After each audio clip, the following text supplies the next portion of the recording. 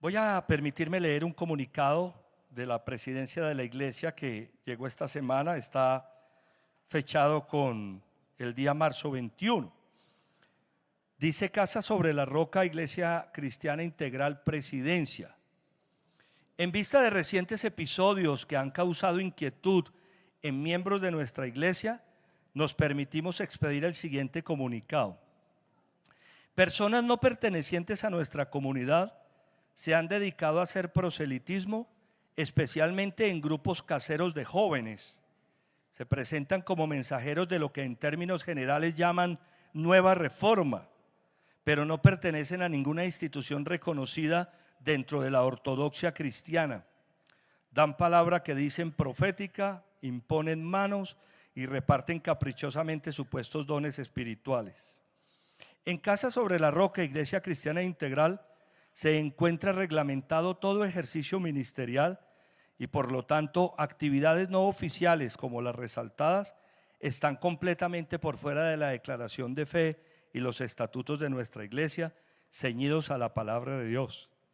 Efesios capítulo 4 versículos 11 y 12 dice: Él mismo constituyó a unos apóstoles, a otros profetas y a otros evangelistas y a otros pastores y maestros, a fin de capacitar al pueblo de Dios para la obra de servicio, para edificar el cuerpo de Cristo. Por lo tanto, el liderazgo, los padres de familia y la feligresía en general deben evitar de forma clara y terminante toda intromisión ilegítima como la que nos ocupa. No vacilaremos en concurrir ante instancias religiosas y civiles para proteger nuestro legítimo derecho a no ser interferidos por creencias que no hagan parte de lo que predicamos y practicamos. Y de ser posible, hablaremos con los protagonistas de estos hechos para instarlos a la ética cristiana. Permanezcamos con Dios siempre en contacto, alertas ante el surgimiento de ventas ambulantes de baratijas espirituales que desvían a las personas y en muchos casos las conducen al engaño y al fracaso. Primera Timoteo 1:7 dice: pretenden ser maestros de la ley, pero en realidad no saben de qué hablan, ni entienden lo que con tanta seguridad afirman. A la gloria del Padre, en el nombre del Hijo, bajo el poder del Espíritu Santo, Reverendo Darío Silva Silva, pastor presidente, marzo 21 de 2024. No suele el pastor Darío hacer esta clase de comunicados, pero cuando los hace por una razón especial. Algo está sucediendo, según nos dice el comunicado, con grupos que quieren enseñar cosas que están por fuera de la sana doctrina, por fuera de los estatutos de nuestra iglesia. Entonces es solamente la protección del pastor por su rebaño. Amén. Para que tengamos cuidado con estas cosas que a veces se levantan como oleadas. Entonces tenemos una iglesia que está claramente instituida en la palabra del Señor y acatemos estas instrucciones. Que Dios los bendiga.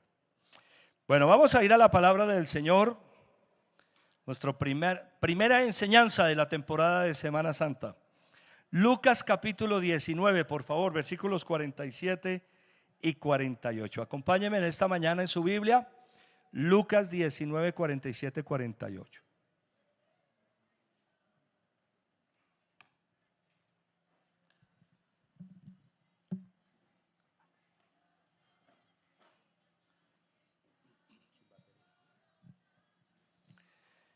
Vamos a leer juntos la palabra del Señor con entusiasmo, con alegría, y vamos a orar para pedirle al Señor que hable en nuestros corazones. Lucas capítulo 19, versículos 47 y 48. ¿Podemos leer, iglesia? Leamos, por favor. Todos los días se enseñaba en el templo, y los jefes de los sacerdotes, los maestros de la ley y los dirigentes del pueblo procuraban matarlo.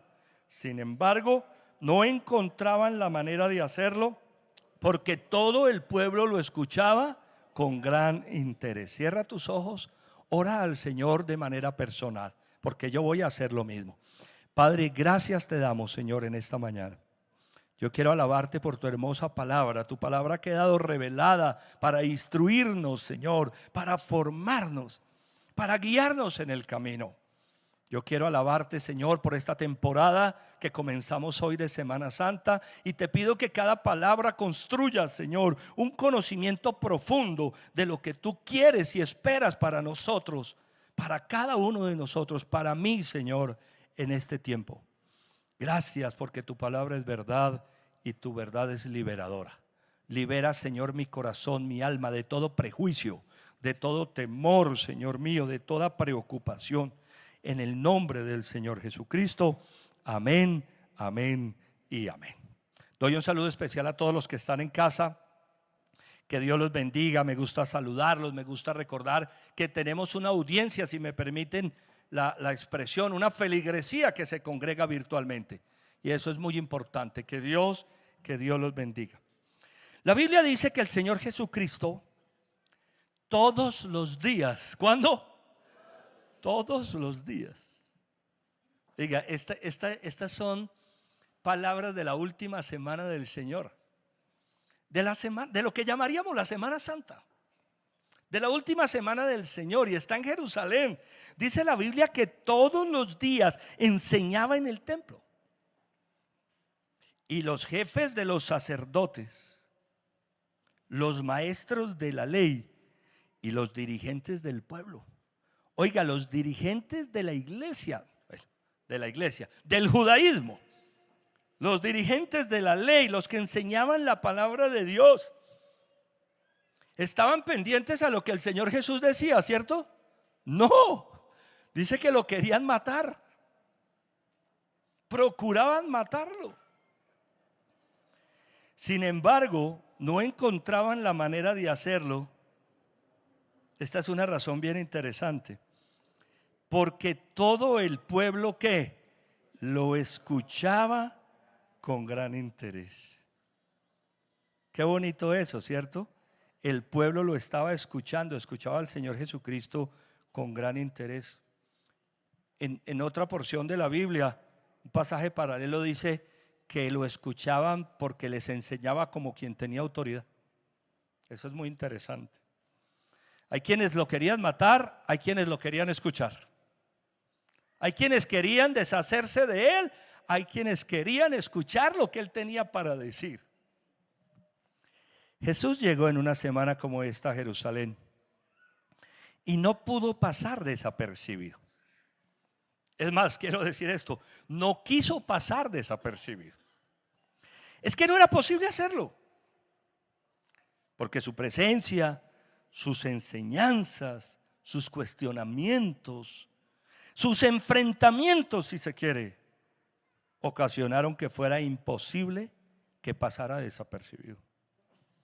Es más, si alguna expresión define lo que el Señor Jesucristo hizo en una semana como esta en Jerusalén, es esta: retar el statu quo. Y ya me voy a referir a esto.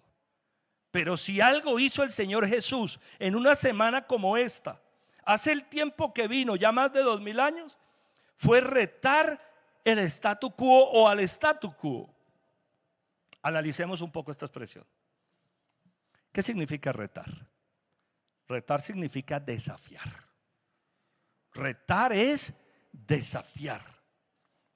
En este contexto, el Señor Jesucristo llegó un día como hoy a Jerusalén y estuvo toda la semana hasta el jueves desafiando, retando. Pastor, ¿desafiando a quién? ¿Retando a quién? Pues ¿a quién? Al statu quo.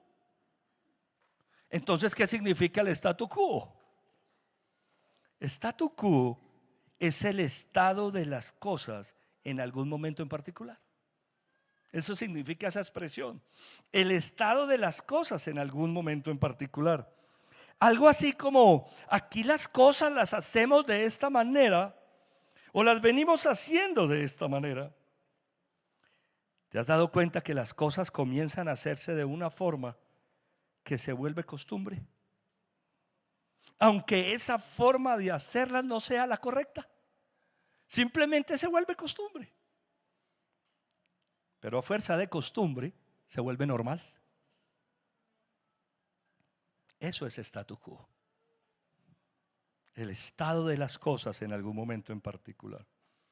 Pero es que retar no es solamente desafiar o enfrentar. Retar también es incitar de algún modo a una persona a que haga algo, generalmente aludiendo a su falta de valor o a su incapacidad. Lo que quiero que veamos hoy en 7 puntos muy sencillos es cuál fue ese statu quo que el Señor Jesús vino a retar. Número 1, el statu quo de un templo decadente. Un templo en decadencia. Oiga, esto es impresionante. Vamos a Mateo 21, por favor, versículos 12 al 13.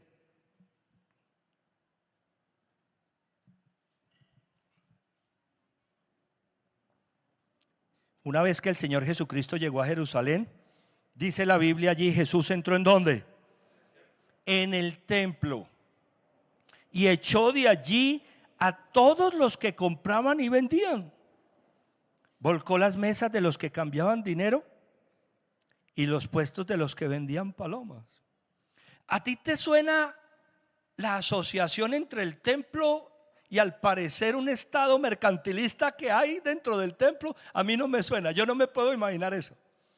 Jesús llega al templo y en vez de encontrar un lugar de adoración, un lugar de recogimiento, de exaltación al Señor, encuentra un poco de mercaderes que estaban comprando y vendiendo.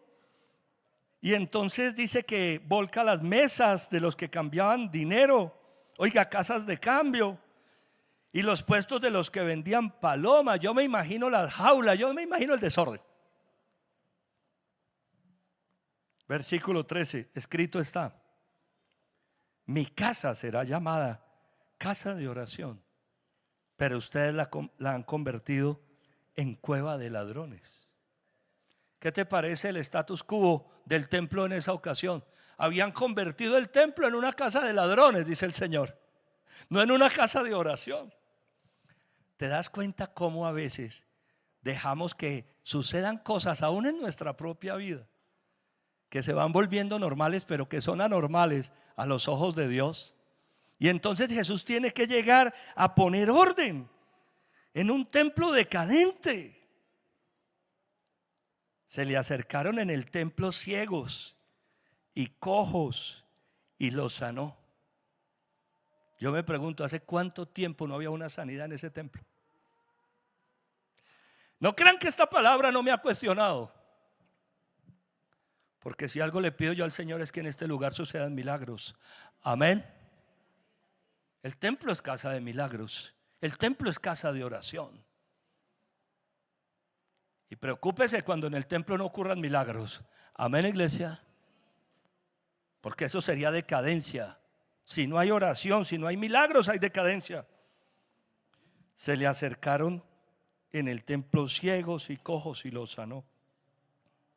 Pero cuando los jefes de los sacerdotes y los maestros de la ley, oiga, los que lo querían matar, por eso era que lo querían matar, vieron que hacía ¿qué? Cosas maravillosas. Diga, cosas maravillosas. Qué hermoso. Dios hace cosas maravillosas. Cuando vieron que Jesús hacía cosas maravillosas y que los niños gritaban en el templo: Hosana al hijo de David. Oiga, los niños gritaban en el templo. A veces nos incomodan los niños. No nos pueden incomodar los niños. Amén. Estoy muy contento porque estamos tomando acción en Roca Kids, de tal manera que la alabanza de Roca Kids hoy es una alabanza diferente. Tiene hasta sonido, ustedes la acaban de escuchar.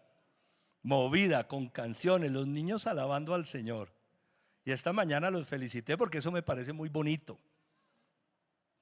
Cuando yo llegué hoy a la iglesia y escuché la alabanza, tuve el deseo de alabar al Señor. Y dije, qué chévere, Señor, que voy a participar de un tiempo de alabanza. ¿Por qué nosotros sí, los niños no? Si es que de los niños, dice la palabra de Dios, de la boca de los niños se perfecciona la verdadera alabanza, ¿no?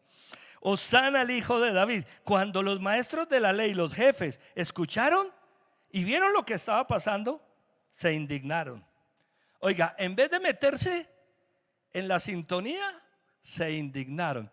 Cuando en un templo no hay oración, no hay milagros, no hay maravillas, y empiezan a notarse, hay gente que se molesta.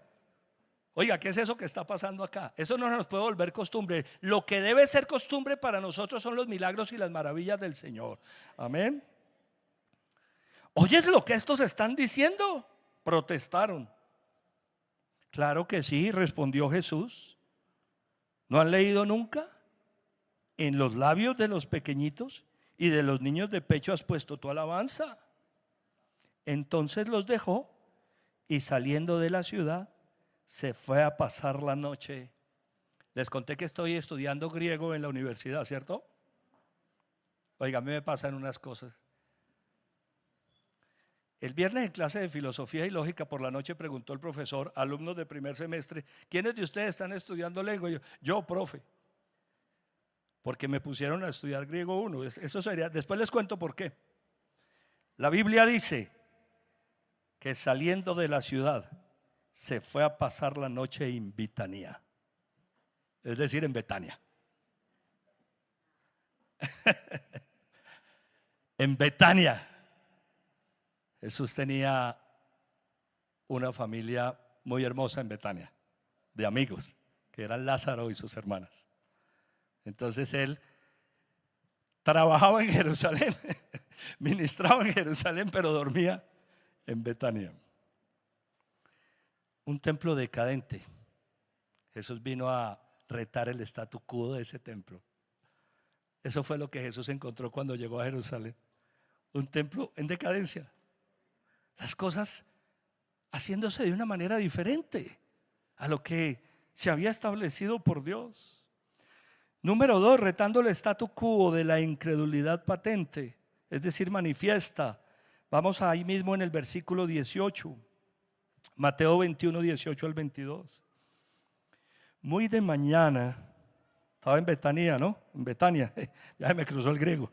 En Betania, muy de mañana, cuando volvía a la ciudad, tuvo hambre. Oiga, de regreso hacia Jerusalén. Al ver una higuera junto al camino, se acercó a ella, pero no encontró nada más que hojas. Diga, nada más que hojas. Nunca más vuelvas a dar fruto, le dijo. Y al instante se secó la higuera.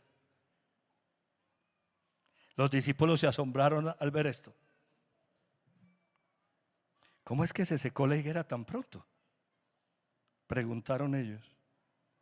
Les aseguro que si tienen fe y no dudan, respondió Jesús, no solo harán lo que he hecho con la higuera, sino que podrán decir a este monte, quítate de ahí y tírate al mar, y así se hará.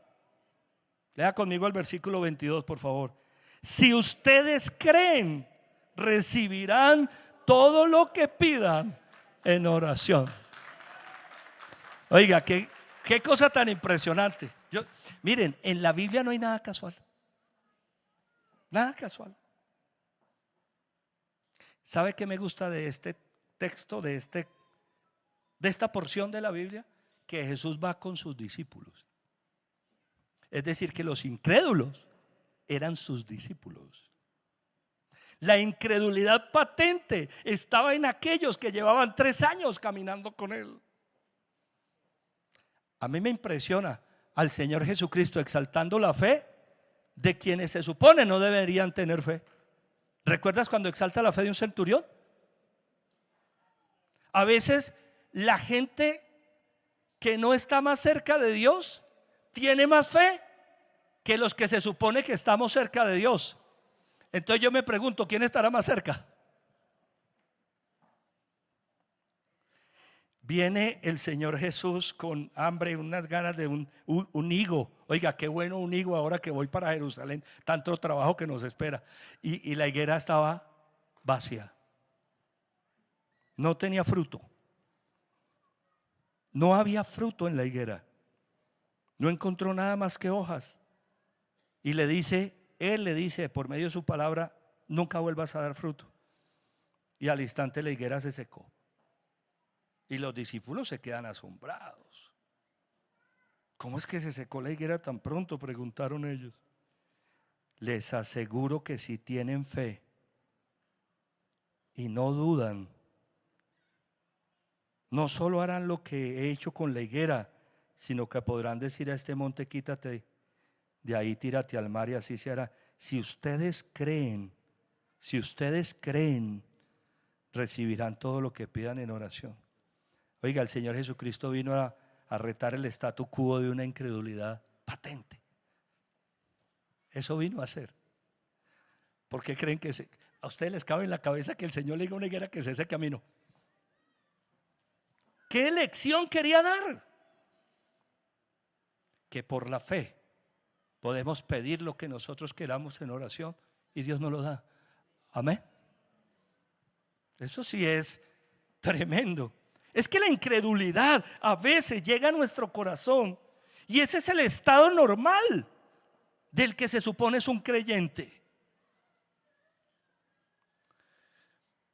Estamos trabajando los miércoles. Obviamente este que viene no, porque estamos en temporada de Semana Santa, hay que cambiar el chip. Estamos trabajando en la Galería de los Héroes de la Fe de Hebreos 11. Y créame, iglesia, cuando le digo que Dios no nos pone en un estudio, en un texto, en un pasaje, porque sí, porque sí. He sentido profundamente en mi corazón que el Señor nos tiene en Hebreos 11 para que nuestra fe crezca. Y esta mañana en mi devocional le dije: Señor, ¿quieres que mi fe crezca? Es verdad. Nuestra fe tiene que crecer. Amén, iglesia. Porque el statu quo de la incredulidad no nos va a dejar ver las obras de Dios. Por eso vino a retarlo. A retar el statu quo número 3 de una autoridad incompetente. Vamos a Mateo 21, mira el versículo 23. Seguimos ahí en Mateo 21. Jesús entró en el templo con el estómago vacío porque no había, porque no había higos en la higuera, no. Jesús entró en el templo y mientras enseñaba, se acercaron los jefes de los sacerdotes y los líderes religiosos del pueblo. ¿Qué autoridad haces esto?, lo interrogaron. ¿Quién te dio esa autoridad? Él respondió: yo también voy a hacerles una pregunta. Si me la contestan, les diré con qué autoridad hago esto. El bautismo de Juan, ¿de dónde procedía? ¿Del cielo o de los hombres? Ellos comenzaron a discutir entre sí. Si respondemos del cielo, nos dirá: entonces, ¿por qué no le creyeron? Pero si decimos de los hombres, tememos al pueblo porque todos consideran que Juan era un profeta. Así que respondieron a Jesús: no lo sabemos. Pues yo tampoco les voy a decir con qué autoridad hago esto, dijo Jesús. Qué tremendos temas los que se dieron en una semana como esta en Jerusalén. Estas personas que dirigían el templo, que tenían la autoridad del Sanedrín, lo vamos a ver ahora en las películas, ¿no? El Sanedrín. Quienes dirigían el templo están cuestionadas por la autoridad de Jesús, porque Jesús está enseñando con autoridad. Jesús enseña con autoridad, amén. Y están cuestionados y entonces lo cuestionan, ¿no? Oiga, ¿con qué autoridad haces esto? Lo interrogaron. ¿Quién te dio esa autoridad? Y para poder quitárselos de encima, les hace una pregunta. La pregunta es muy simple, es muy sencilla. ¿De dónde proviene el bautismo de Juan? ¿Del cielo o de la tierra? Juan el Bautista era un personaje, o es un personaje extraordinario, que vino a preparar el camino del Señor y vino por orden de Dios. Oiga, es impresionante. Cuando Juan está bautizando en el Jordán, estos mismos personajes de la autoridad de Jerusalén, lo vimos en el ayuno pasado, mandaron personas a preguntarle a Juan si él era el profeta, si era el Mesías, si era a quien debían esperar. Y Juan les dice: no, yo no soy ninguno de ellos. Que si era el Cristo. Y Juan les dice: no, yo no soy ninguno de ellos. Pero el que viene después de mí, del cual no soy digno ni de desatarle los cordones de las sandalias, Él los bautizará a ustedes en Espíritu Santo y fuego. Era un ministerio glorioso. Cuando Juan estaba bautizando, Juan recibió la visita de estos personajes fariseos y los cuestionó también. Produzcan frutos que demuestren arrepentimiento. La gente escuchó el mensaje de Juan. Por eso la pregunta es fundamental. ¿Qué responden ellos? Si decimos del cielo, nos va a decir por qué no le hicimos caso. Si decimos del cielo, nos va a decir entonces ustedes por qué no se bautizaron. Pero si decimos de la tierra, nos echamos a la gente encima porque la gente creía que Juan era un profeta. ¿Cómo se los quitó de encima? Qué simpleza la del Señor Jesucristo para arreglar las cosas, ¿no? Esta era una autoridad incompetente. Y eso es lo que Jesús está demostrando con eso. Son incompetentes. No tienen ni idea de lo que están haciendo. A eso vino el Señor Jesucristo en una semana como esta, a retar ese statu quo. Eso era lo que se había establecido. Una autoridad que no era espiritual, que no era profunda. Una autoridad que estaban ahí, parecía ser, era por figurar. ¿Saben que cuando uno estudia la historia del Sanedrín, uno se da cuenta que se movían muchos factores para que alguien llegara a ser el jefe? Incluso factores familiares, herenciales, increíble. Se movían cosas raras detrás de ese liderazgo. Era un liderazgo incompetente y a eso el Señor Jesucristo vino a retar. Me pone a pensar en nuestro liderazgo, en mi liderazgo, en el liderazgo de la gente que está a nuestro lado. Debemos ser un liderazgo competente. Amén. Estoy muy contento porque estoy plenamente convencido que el liderazgo de esta iglesia es competente. La reunión de casados de este viernes lo demuestra. Fue una cosa extraordinaria, hermosa. Oiga, qué ambiente tan espectacular. Y no lo estoy diciendo justamente porque yo haya venido. Les conté que el viernes tenía una clase de 8 a 9 de la noche, a pesar de que fui invitado, porque este tema del estudio sinceramente me cambió todo. Pero sí me mandaron fotos y me mandaron videos. Y cuando recibí las fotos y los videos me gocé en el Señor, Douglas y Giovanna, de ver lo que está pasando acá con casados. Por eso a ti, Douglas, a Giovanna y a todo el liderazgo, mis felicitaciones y mi gratitud, hermano. Qué bendición. Que Dios los bendiga. Que Dios los bendiga.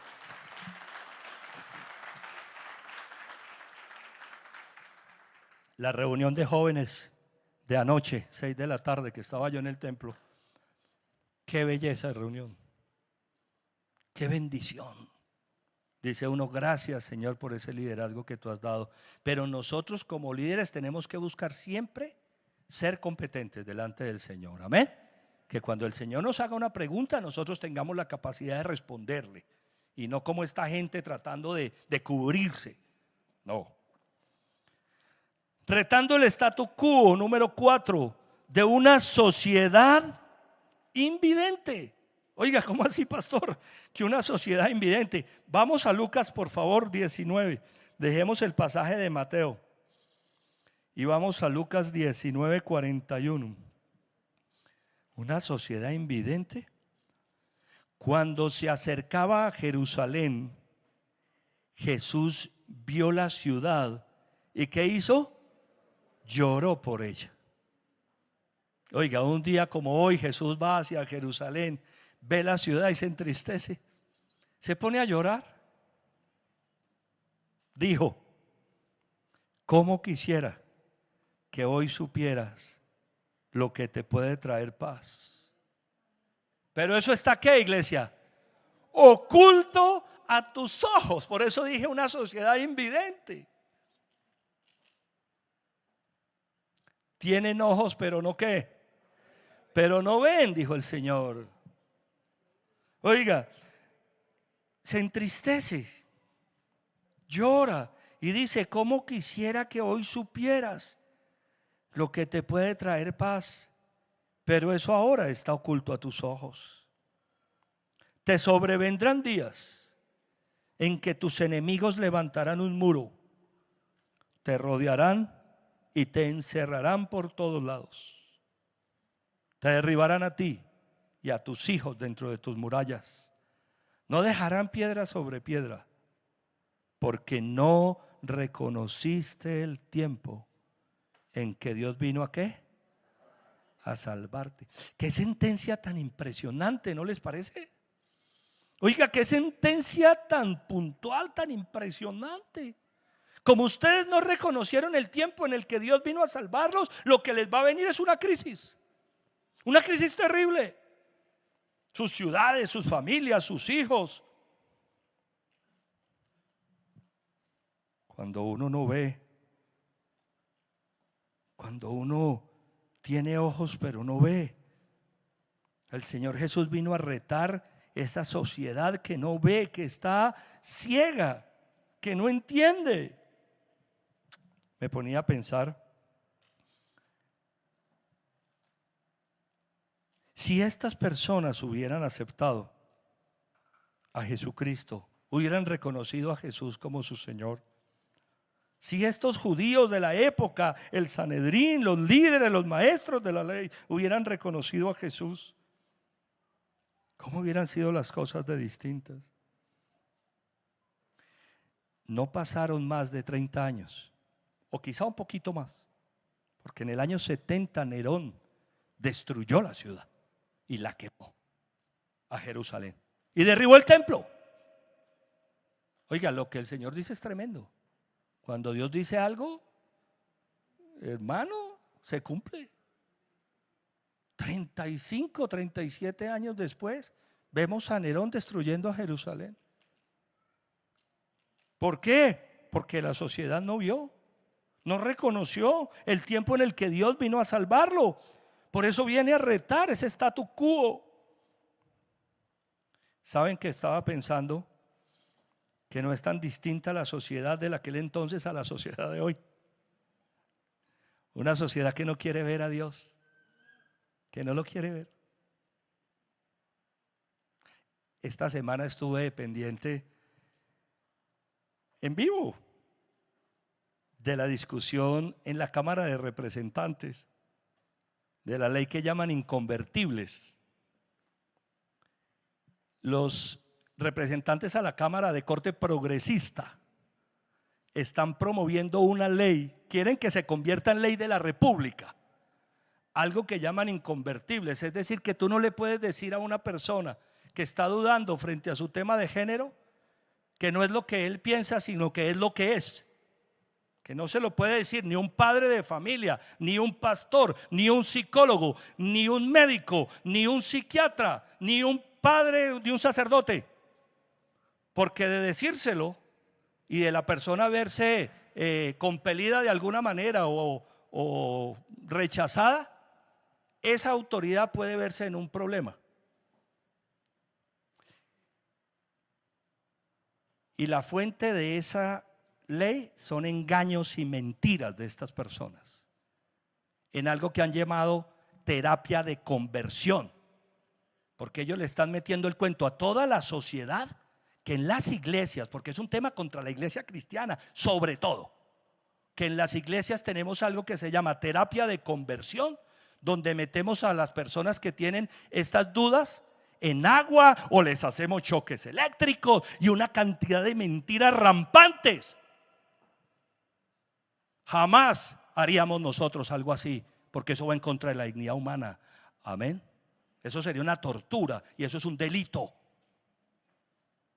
Pero que le digamos a las personas lo que realmente son y que están confundidas, no lo van a restringir, porque esta sociedad no quiere ver. porque esta sociedad está ciega, está ciega. Y la posición nuestra al respecto es importante que toda la tengamos clara. Respetamos a las personas y su condición y las amamos aunque no la compartimos. Amén. Pero las respetamos y damos valor a las personas, porque todo ser humano tiene una dignidad dada por el Señor. Pero las cosas son como son. Una sociedad que no quiere ver es una sociedad que va a caer en decadencia. Y la sentencia del Señor Jesucristo de hace 2000 años sigue estando vigente. Como ustedes no quisieron reconocer la verdad y ver quién los podía salvar, van a venir tiempos de crisis. Y esta sociedad cada vez se va a enfrentar a crisis mayores. Amén. Como le dije a los pastores, que tuvimos reunión con los pastores de Río Negro esta semana, que nos tomamos un cafecito: no se preocupen, muchachos, que esto se empeora. Claro, porque para allá vamos. Pero el Señor nos guarda y nos libra. Amén. Retando el statu quo de una religiosidad aparente. Miren ahí en Lucas 20, por favor, versículo 45.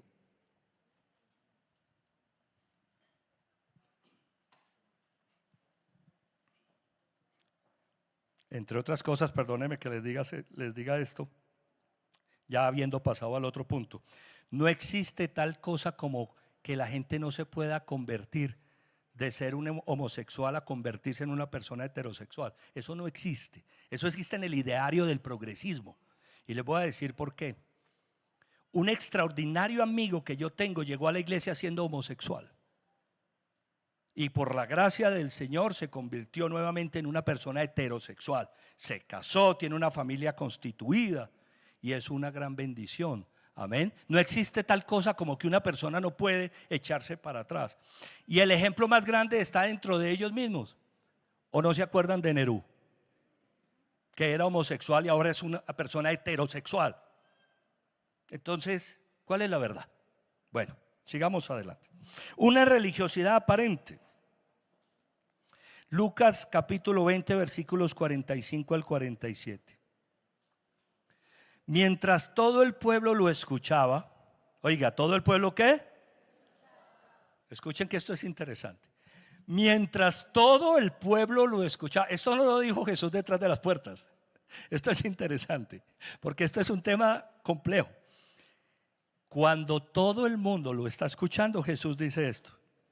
Jesús dijo a los discípulos: cuídense de los maestros de la ley.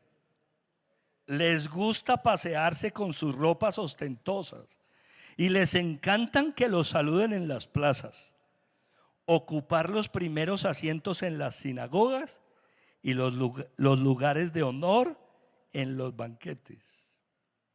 Se apoderan de los bienes de las viudas y a la vez hacen largas plegarias para impresionar a los demás. Estos recibirán peor castigo. Oiga, ¿no le parece impresionante? Esto lo dijo para que todo el mundo lo oyera. Mientras todo el pueblo lo escuchaba. ¿Entiende por qué lo querían matar? ¿Entiendes por qué los líderes de la época lo querían asesinar? Oiga, este señor nos está haciendo quedar mal. ¿Cómo le ocurre decir eso? Una religiosidad aparente, apariencia. Cuídense. Qué tremenda advertencia. No es la primera vez que el Señor Jesús hace esta advertencia. En casa lean por favor Mateo 23. Mateo capítulo 23. Mateo capítulo 23 es un pasaje tremendo. Yo una vez hice una predicación, se los dije en estos días, basado en Mateo capítulo 23, que la llamé ¿Cómo convertirse en un fariseo en 10 sencillos pasos? Porque ahí está. Imponen cargas pesadas, le piden a la gente cosas que ustedes no hacen, no convierten a nadie. Cuídense de los maestros de la ley. Les gusta pasearse. Póngale atención a la palabra les gusta. Les gusta. Eso era lo que los ocupaba, ¿no? Que los vieran. Les gusta pasearse con ropas ostentosas y les encanta que los saluden en las plazas. A mí me gusta saludar a la gente, pero con un sentido creo que distinto a este, de poder compartir y estar juntos y estrechar un abrazo y saber cómo están, y me alegra mucho eso, poderlos saludar y compartir. Ocupan los primeros asientos en las sinagogas y los lugares de honor en los banquetes. ¿A qué se está refiriendo Jesús? Al deseo que tenía esa clase religiosa de figurar, de hacerse notar, ¿sí? De hacerse notar. Por eso buscaban los mejores lugares, por eso sus vestidos. Pero es que aquí hay un juicio muy directo. Versículo 47, se apoderan de los bienes de las viudas. Ese ya es un juicio más directo, está hablando de corrupción en la clase religiosa. Pero lo que sigue es peor, y a la vez hacen largas plegarias para impresionar a los demás. Estos recibirán peor castigo. ¿A qué vino el Señor Jesús en una semana como esta? A retar al statu quo de una religiosidad aparente. No podemos caer nosotros en eso, amén. Esa apariencia de piedad, apariencia de religiosidad. Tenemos que ser auténticos en nuestros asuntos de fe. Ser auténticos de corazón, ser sencillos, personas sencillas. El liderazgo tiene que ser gente sencilla también. Nosotros como líderes tenemos que ser personas dadas a los demás, dadas a la gente. Yo le he dicho el liderazgo de nuestra iglesia: en Casa sobre la Roca Llano Grande, a la gente se le mira la cara, se le saluda por su nombre y se le pregunta cómo están. Y me dicen: no nos pongas a recordar el nombre de todos, que todos no tenemos esa facilidad. Pero qué bonito cuando a uno lo saludan por el nombre y, ¿cierto? Le preguntan a una persona: ¿cómo estás? Dios te bendiga. Tenemos que ser cercanos a las personas, no por apariencia. Ahora, quiero extender un poco esto. Si queremos que esta sea una iglesia donde la gente se sienta bien recibida, amada, atendida, esta no es solo labor del pastor, sino de todos nosotros. Amén. Siempre que venga, saluda a 2, 3 personas. Saluda siempre. A veces llegamos y nos vamos sin saludar a nadie. Tratemos de acercarnos un poco a las personas. ¿Cómo están? Bueno. Número 6, retando al statu quo de una sociedad carente. Ya dije que era invidente, pero vamos a ver qué es carente. Lucas 21, 1 al 4, por favor. Jesús se detuvo a observar y vio a los ricos que echaban sus ofrendas en las alcancías del templo. El Señor Jesucristo es muy observador. También vio a una viuda pobre que echaba 2 moneditas de muy poco valor. Se los dije que era muy observador. Les aseguro, dijo, que esta viuda pobre ha echado más que todos los demás, porque todos ellos dieron sus ofrendas de lo que les sobraba, pero ella, de su pobreza, echó todo lo que tenía para su sustento. ¡Wow! Oiga, una sociedad carente. Yo no recuerdo quién fue el que dijo que algunos lo único que tienen es plata. Eso sí que es carencia. Tener solamente dinero, porque se necesita es un corazón, amén, para poder manejarlo. El dinero no es bueno ni es malo, como hemos aprendido en Casa Roca. Es neutro. Bueno o malo es el corazón con el que se maneja. El pastor Billy Graham dijo: el dinero es bueno como esclavo y malo como amo. Cuando el dinero es el dueño de nosotros, el amo, el que manda, estamos en un problema. Amén, iglesia. Cuando nosotros mandamos el dinero es como debe ser. Esta era una sociedad carente. ¿Carente de qué? De generosidad, por ejemplo. Esta viuda dio el mayor ejemplo de entrega. Dio todo lo que tenía. Oiga, se quedó sin el mercado de la semana. Entra al templo y da todo lo que tiene. Eso es lo que dice el Señor. Dice, de su pobreza echó todo lo que tenía para su sustento. ¿Qué digo? El mercado de la semana puede ser del mes. Pero ella lo hizo porque tenía el corazón lleno de esperanza. Amén.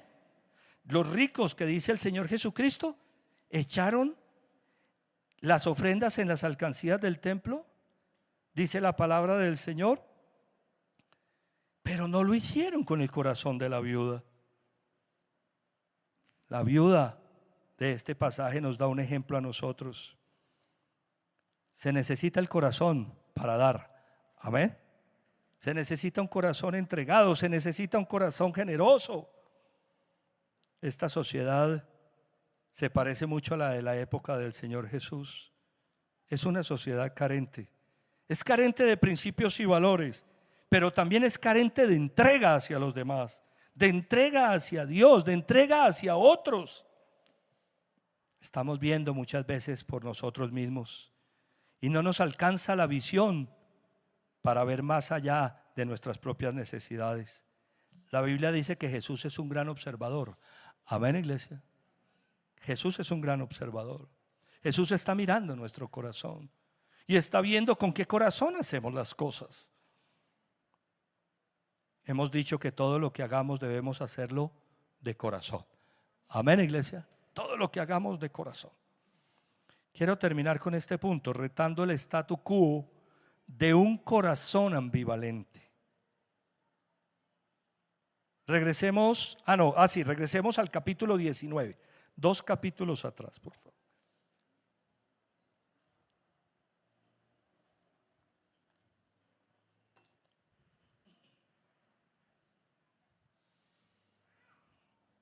Lucas 19, 37, 38. Al acercarse él a la bajada del monte de los olivos, todos los discípulos se entusiasmaron y comenzaron a alabar a Dios por tantos milagros que habían visto.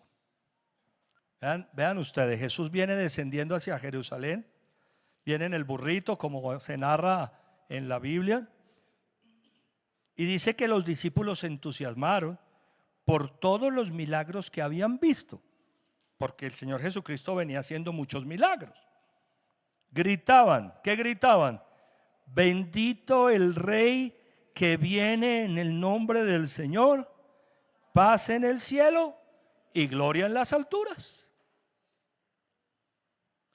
No es el tema de este sermón porque lo he predicado otras veces, pero sabemos bien que esta expresión es una expresión del Salmo 18 o el Salmo de Alel.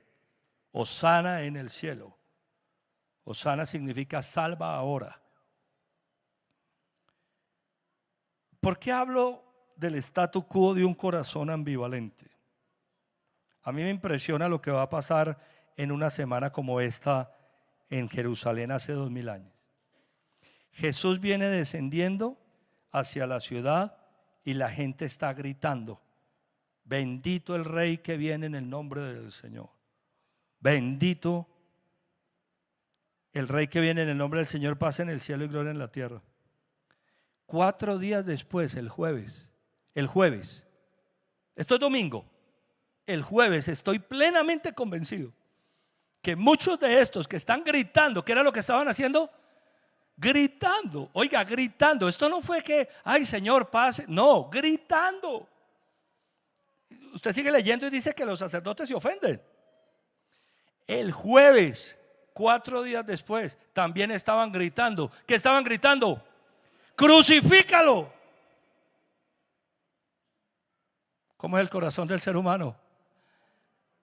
Ambivalente. Estos que estaban gritando, muchos de estos, el jueves estuvieron gritando crucifícalo. Y para mayor señas, el viernes, el día de la crucifixión, la Biblia narra con mucha precisión quiénes estaban al lado del Señor Jesucristo cuando fue crucificado. Si mal no estoy, cita 3 personas. Vamos a verlo este viernes.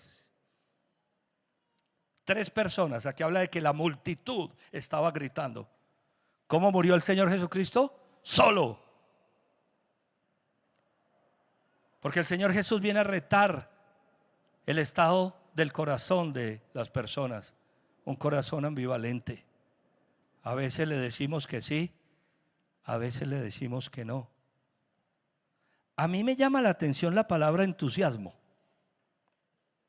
Porque la palabra entusiasmo tiene que ver con emociones. Voy a decir esto con toda claridad. Muchos son creyentes y cristianos tan solo de emociones.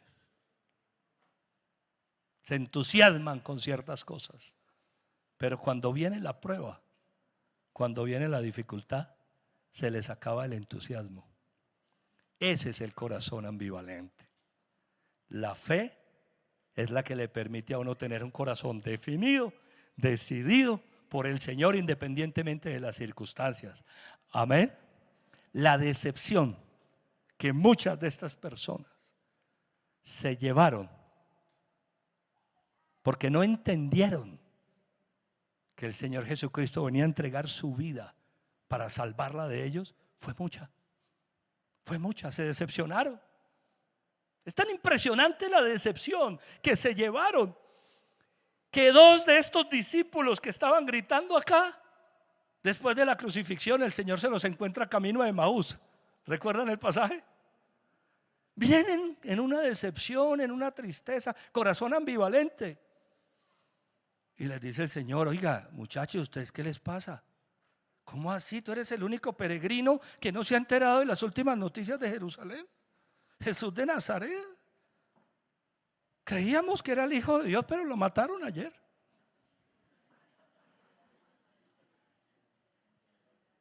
Oiga, a algunos el entusiasmo les sube como espuma. La fe es otra cosa. Amén, iglesia. La fe es otra cosa.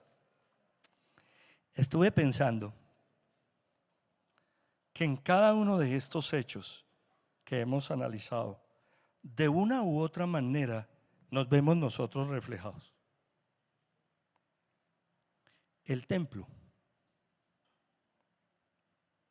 ¿Cuál es el templo moderno? ¿Cuál es el templo hoy en día?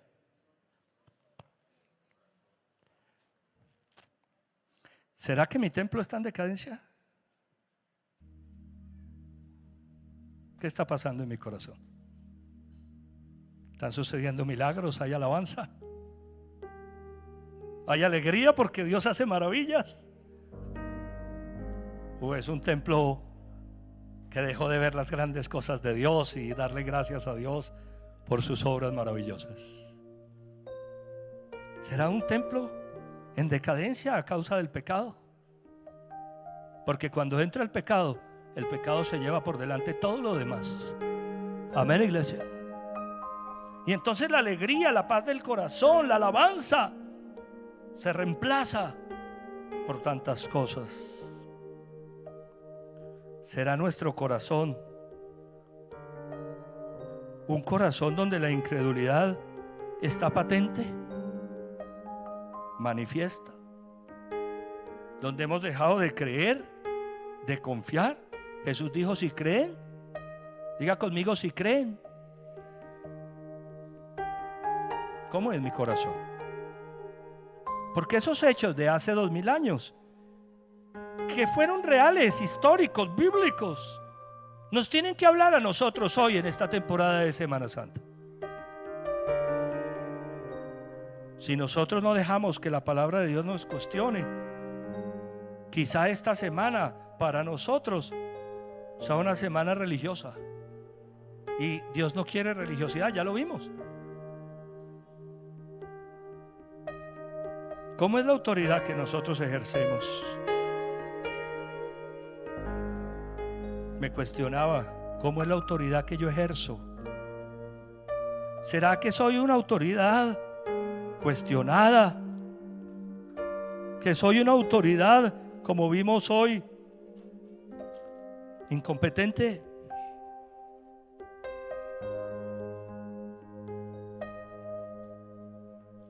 ¿Qué clase de autoridad ejerzo como padre, como esposo, como líder? A veces nos gusta cuestionar a las personas. ¿Por qué no dejas que Dios te cuestione en esta mañana?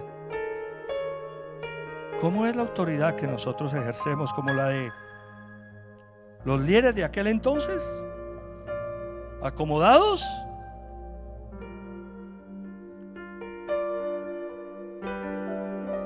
¿Cómo será nuestro corazón? ¿Será un corazón invidente que no está viendo las cosas que están pasando? ¿Será que no estamos notando la gran crisis que se viene si no ponemos orden? Si no atendemos a la palabra de Dios. Esta sociedad moderna es una sociedad decadente, pero Dios ha puesto su iglesia para salvarla en gran medida. Sal y luz, dijo el Señor, que era la iglesia. Amén. Sal y luz. Pues donde primero debemos ser sal y luz es en nuestras propias casas. A veces no vemos lo que está sucediendo entre los muros de nuestra propia casa. Wow. Ese pasaje hablaba de hijos que se pueden perder por no ver lo que sucede adentro de los muros.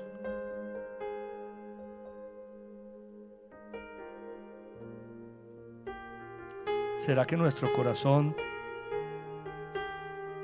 se ha dejado llevar por una religiosidad aparente? Yo me cuestiono eso, ¿saben? ¿Sí seré tan espiritual? ¿Sí seré tan cristiano?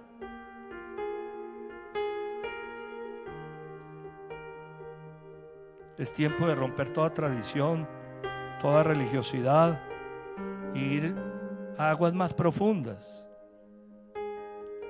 ¿Será que nuestro corazón está carente de generosidad, de entrega, de convicción? ¿O será un corazón ambivalente?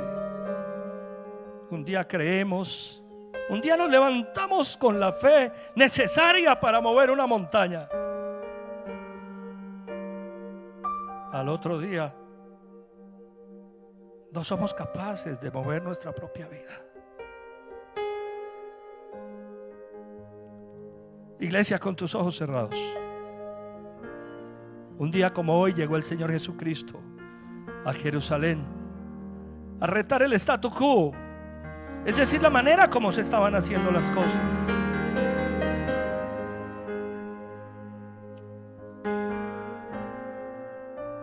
El estado de las cosas en ese momento. ¿Cómo están las cosas hoy en nuestra vida?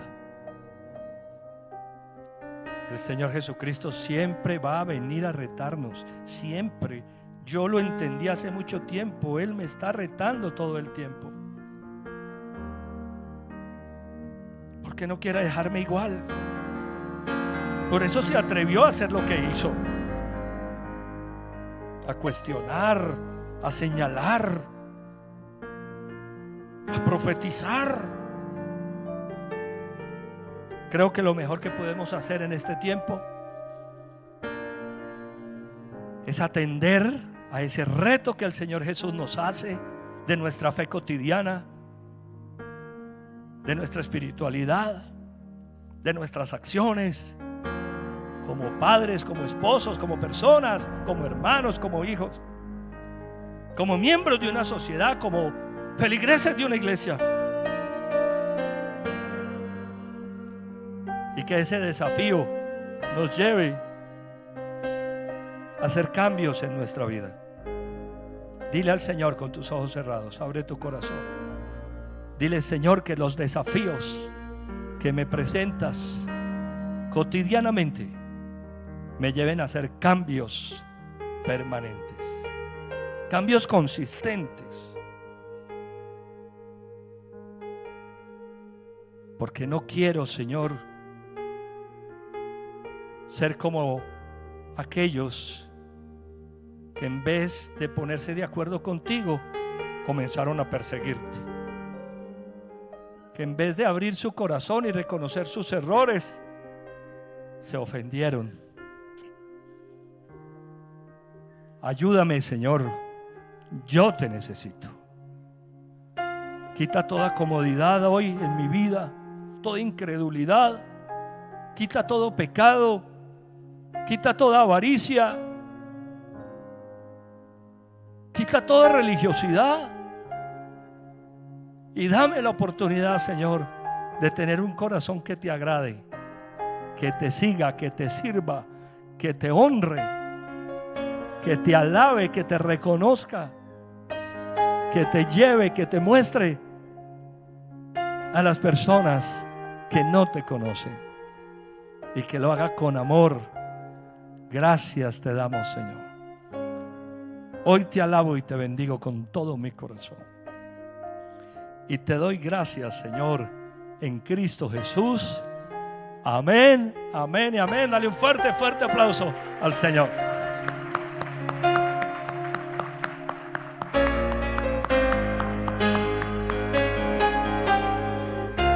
Temporada de Semana Santa, los espero el miércoles, el viernes y el domingo, porque creo que vamos a estar aprendiendo bastante. Antes de irnos hoy, me gustaría preguntar si hay personas que vienen por primera vez. Si fuiste invitado por alguien, estás acá por primera vez, por favor, levántame tu mano. ¿Quién viene por primera vez? Me pongo las gafas que yo de lejos no veo. Dios los bendiga. ¿Quién más viene por primera vez? Levántame tu mano, por favor. Allá atrás también. Que Dios los bendiga. ¿Quién más viene por primera vez? Por allí. Dios te bendiga, Dios te bendiga. Oiga, qué alegría de verlos. Vamos a darle un fuerte aplauso al Señor. Que Dios te bendiga.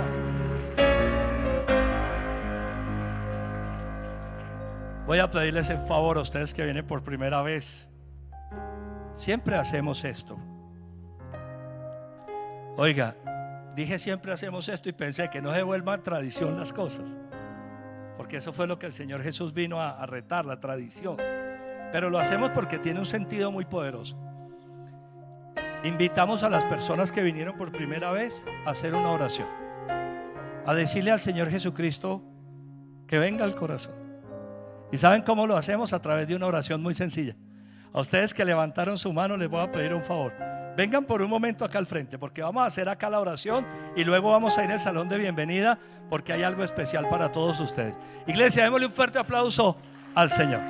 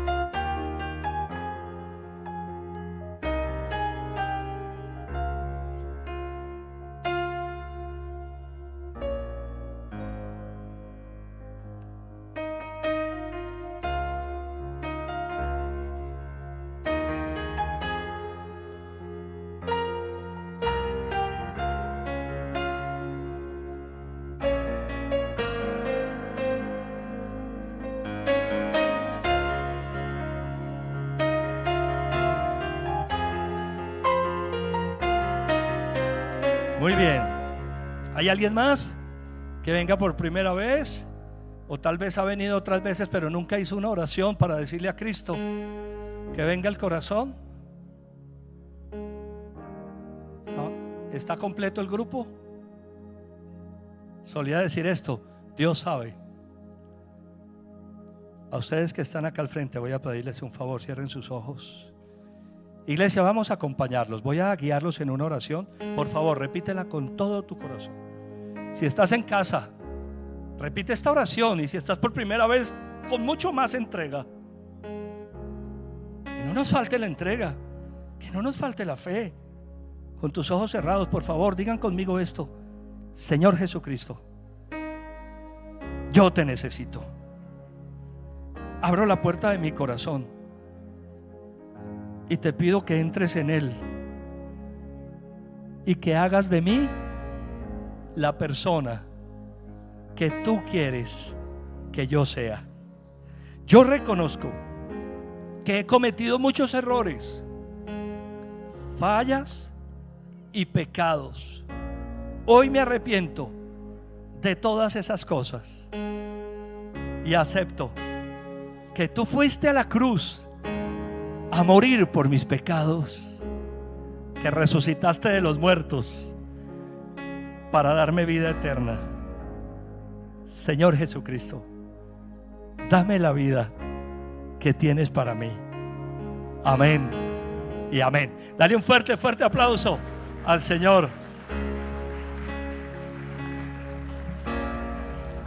Que Dios los bendiga. Déjenme darles un saludo, un abrazo, si me lo permiten, de corazón, e invitarlos a que vayan un momento con John y con Gloria. Allí se colocaron de pie. John y Gloria son los líderes, los encargados del ministerio de conexión. Tienen algo especial para compartir con ustedes. Pero antes de que vayan con ellos, solo me resta decirles esto: ¿cómo me gustaría volverlos a ver? Que volvieran. Ya conocen el camino. Es decir, que dependerá de ustedes si algún día quieren regresar. Les voy a decir yo qué voy a estar haciendo.